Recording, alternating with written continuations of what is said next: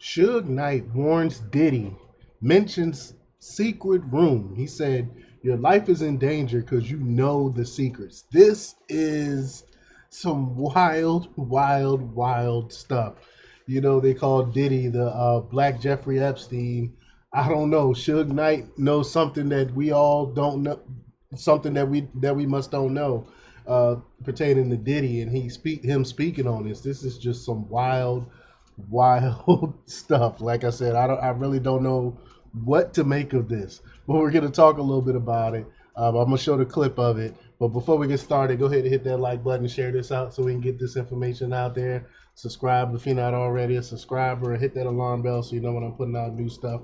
Also, check out my link tree in the description. It has a link to my Patreon. That's where I talk about things I can't talk about here. There's also a link to my Instagram and my merch store. Also, check out jjthepsychotherapist.com for news as well.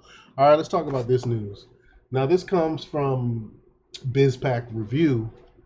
This is from Kevin Haggerty. He reports that Sean Diddy Combs was warned that his life is in danger as a longtime rival spoke out from behind bars about a secret room.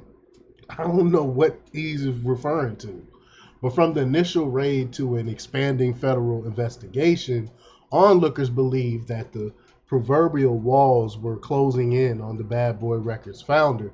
Now, in a recent episode of the Collect Call podcast, Death Row Records co-founder Marion Suge Knight Jr. offered some advice for the hip-hop rival he believed to be prison bound. Quote, "I'll tell you what, Puffy, your life is in danger because you know the secrets, who's involved in that little secret room you guys are participating in." What is he talking about? Knight said before adding, "So you know they're gonna get you if they can." What little secret room? What? I don't know. But Fox News host Jesse Waters shared the comments from the mogul serving a 28-year sentence, having pled guilty to voluntary manslaughter in 2018 and expanded on the mounting trouble for Combs. But I'm just going to play it. Let's play the clip here. Fox News alert, we found Diddy. The disgraced billionaire hip-hop mogul and Democrat Party community organizer was spotted for the first time since having his homes raided in a major sex trafficking investigation, similar to Jeffrey Epstein's, they say. Diddy was seen swinging clubs at a Topgolf in Miami with his daughters. That's pretty funny. He may look relaxed, but behind the scenes, there's panic. TMZ reporting tonight that the federal case against him is expanding as prosecutors from the Southern District of New York have been dishing out subpoenas to multiple corporations tied to the mogul, like cell phone providers and computer companies. At the same time, Diddy's been unloading his assets. The timing, not coincidental. Selling off his stake in Revolt TV and returning music rights from Bad Boy Records. TMZ reporting the Fed slapping subpoenas on Diddy's chartered jets. Now, sources say even commercial airlines will be subpoenaed, possibly the FAA, as investigators look for anyone who flew on Diddy's dime. They're not only looking for victims, they're looking for witnesses, people with unfettered access to Diddy's alleged crimes and freak-off parties. Some inside of Diddy's world have already started talking. Diddy's former bodyguard says he'll go on the stand. I would testify to everything if I was told to. You know, Gene if I was Deal. brought in to testify against that. You understand? I'm not going to sit there and wait in jail for him. Nah, I wouldn't do that. So you don't have no problem testifying? I have no problem sitting in the court of law, doing my due diligence. Others have begun to back up some of the allegations in Diddy's former producer, Rodney Lil Rod Jones's lawsuit. Lil Rod alleged Diddy's the one who pulled the trigger in the New York City nightclub shooting in '99, the one his prodigy, Shine, took the fall for. He even bragged about shooting people.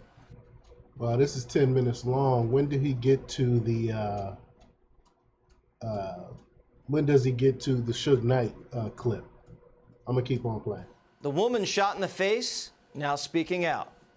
How can you be sure that it was actually P. Diddy? I looked straight forward ahead and I watched the muzzle flash from both of their guns and I felt the impact to my face instantly.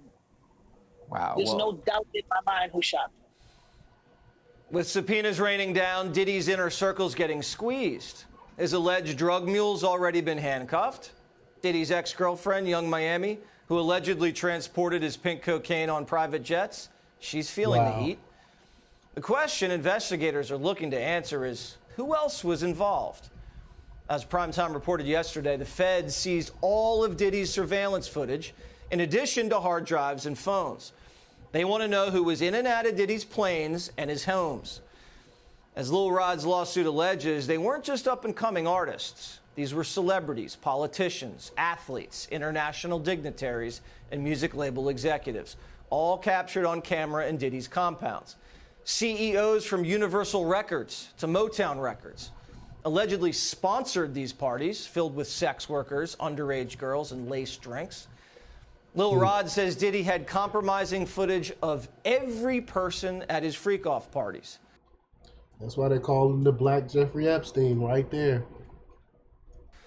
Diddy's ex-girlfriend, Cassie Ventura, claimed in a lawsuit that sometimes Diddy would be in the room and use his phone, laptop, and tablet to film these freak-offs, even adjusting the candles for better lighting. What happened at these parties stayed at these parties. Why didn't you stay late, like after hours? Did it get crazy after that, or what? I don't know what goes on after hours, but he wasn't trying to find out. I wasn't trying to find out. I know my place. I know my place. The freak-off parties were a perfect. It's Uncle Luke. Even Uncle Luke was like, nah, I want no part of that. I was too much for me. Place for feds. You also have those. We got Joey Diaz and Joe Rogan. I love Joey Diaz, man. That guy, he's so real. He's so honest. I love that. Celebrity environments where celebrities all get together, and there's so many of them, in these wild parties. And if you got a wild party and P. Diddy puts on that wild party, and he sets everybody up. Like if you were an intelligence agent, like a Jeffrey Epstein type deal, that'd be the way to do it. Big old crazy party, get everybody loose, And get the cameras get them rolling. the yayo, And everything else. get them everything you need, get fired up, get those cameras rolling, and now you got everybody under wraps. Diddy's former bodyguard tonight alleging that Diddy was working for the FBI as a confidential informant. People don't realize this, brother. First and foremost, Puff has been dodging the legal system for years. Puff being, and this is documented, Puff being a CI for an FBI agent. They was taking some papers up to the FBI, so like when they was here in New York. They was taking paperwork up there and stuff like that. Don't know what it was, but later on found out that he was a CI. Now, Primetime can't confirm this, but if Diddy was an FBI informant, it explains why he was giving a pass to wreak havoc, according to his producer's lawsuit. What Diddy wanted, Diddy got. Savage! I'm a savage! Oh! I'm a savage! Whatever I want, I'm going to get! Whatever I want, I have to get! All while he was cozying up to Hollywood figures like Harvey Weinstein Of and course. becoming a major. They all run in the same circles. Look, him with Hillary and Bill, and who else? They all run in the same circles. Epstein, all of them.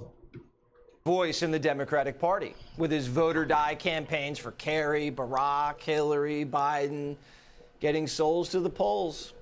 For 2 decades, Diddy thought he was untouchable.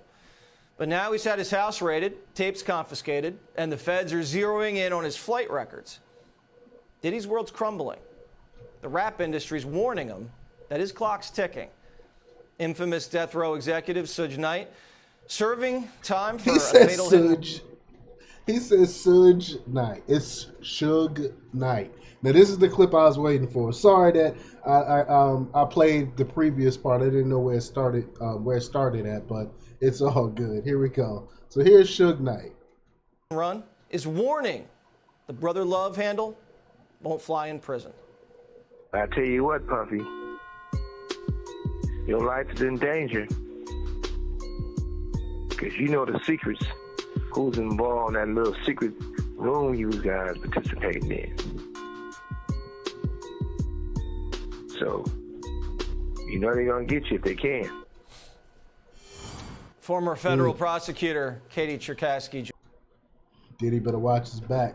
Diddy better watch his back. joins me now. Katie, do you think Diddy's going to get subpoenaed individually pretty soon?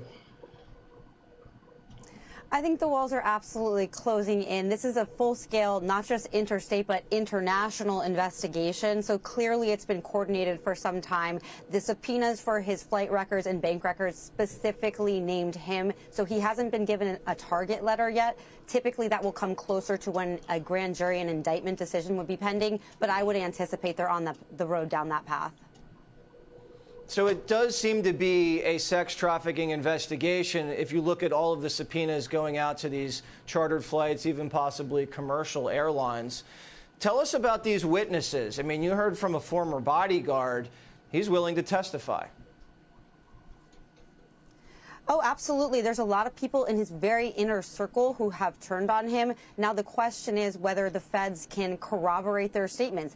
Of course, his defense team is going to attack them for having motives to lie, making a money grab. But clearly, when you have so many people from so many different areas of his life and not necessarily any evidence of collusion between them, that starts to become a very weak defense. So you heard the former bodyguard say that Diddy was a snitch. He was talking to the FBI. He was a confidential informant. Does that stack up to you when you read about all of these allegations that he was basically untouchable and had local law enforcement in his back pocket? Well, it does seem like the feds are late to this party. It seems like it's been known for a very long time what Diddy was involved in and what types of criminal. Everyone knew. This was no big secret about Diddy. Everybody knew there was some weird stuff been going on with Diddy. It's been books written about him for years, forever now. This is nothing new. Allegations have been floating out there for years. So it wouldn't surprise me if he may have been used as an informant in some particular cases in the past. I don't know if that would have gotten him protection from all of these other allegations, but informants have gone down all the time. I mean, even if you're working for the cops, you're not immune from being turned on by them at some point in the future. So both can be true at the same time. And you're also hearing about these CEOs of these record labels. I mean, these are guys that are at the highest level of the recording industry. And they're alleged to have sponsored these parties filled with underage girls, laced drinks. Everything was videotaped. We're not hearing a lot about their names, but this has to probably be scaring the heck out of the entire music industry. Absolutely. There have been attempts to get all of the footage, all of these records. We don't even know who they've interviewed up to this point. And it kind of strikes me as interesting that while we've been talking a lot about the racketeering cases or alleged racketeering cases against Trump and those defendants, this actually sounds like a legitimate racketeering case if what these people are saying are true. Yeah, and these RICO charges, that's exactly what they're looking into. All right, it's going to be crazy next week, Katie. Thanks so much for joining us. Have a great weekend. Wow. They might try to take out Diddy. Diddy knows something. According to Suge Knight, Diddy knows something. They might try to take this man out. The host noted how TMZ have reported on an expanding federal case against Combs, quote, as prosecutors from the Southern District of New York have been dishing out subpoenas to multiple corporations tied to the mogul, like cell phone providers and computer companies. At the same time, Diddy has been unloading his assets, said Water. The timing not coincidental, selling off his stake in Revolt TV and returning music rights from Bad Boy Records. Now sources say even commercial airlines will be subpoenaed, possibly the FAA, as investigators look for anyone who flew on Diddy's dimes. This is wild. So if you flew with this man, you're going to be looked at. They're not looking for victims. They're looking for witnesses, people with unfettered access to Diddy's alleged crimes and freak-off parties. As had been reported when Combs' properties were raided Monday, the entertainer's attorney had released a statement on behalf that said, in part, this unprecedented ambush paid with an advanced coordinated media presence leads to premature judgment of Mr. Combs and is nothing more than a witch hunt. Meanwhile, faced with multiple lawsuits over alleged sexual abuse claims of possession of illegal firearms and narcotics, as well as a report from a former bodyguard contending that the hip-hop artist was a confidential informant for the FBI, all while an alleged personal drug mule had been arrested. Knight continued to dig at his rival. Quote, I turned myself in, he said on the podcast. Sometimes you got to face the music. That's most of the time. The incarcerated man added further warning of an X-rated nature as he suggested Combs be prepared beforehand for how he might be treated by or treated his potential fellow inmates in an intimate sense. So he said, quote, you got to make a decision when you go to prison. You're going to be standing up. I'm not going to say the word, or squatting, sitting down, the word. Do not do your time. He said, do not do your time going by Brother Love, Knight added, of another moniker of Combs. Brother Love is not a good code name for prison. So Suge Knight was basically clowning him, telling him to watch his back when he come to prison, basically saying that P. Diddy is going to end up in prison. So watch your back. But let me know what you think about this. Leave your comments down below. Like, share, and subscribe, and check out JJthepsychotherapist.com for the latest in news. Until next time, peace.